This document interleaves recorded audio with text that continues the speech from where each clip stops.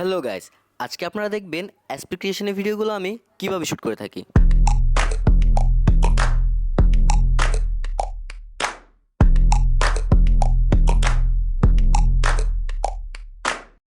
প্রথমেই gear setup.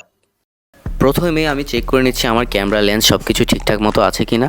আমি camera use করছি সনি A7C এবং ক্লোজ শটগুলো নেওয়ার জন্য ইউজ করব সনি 50mm 1.8 এবং ওয়াইড শটগুলো নেওয়ার জন্য ইউজ করব Tamron 20mm 2.8।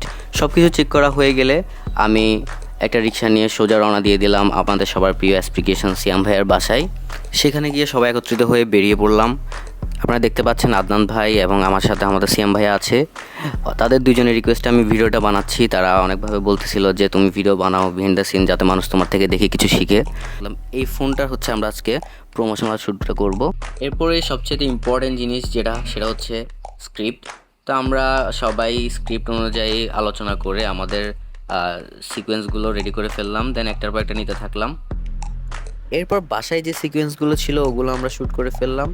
এরপর কিছু বিরল শট দরকার ছিল ফোনটার, তো আমরা ওই শটগুলো নিয়ে নিলাম।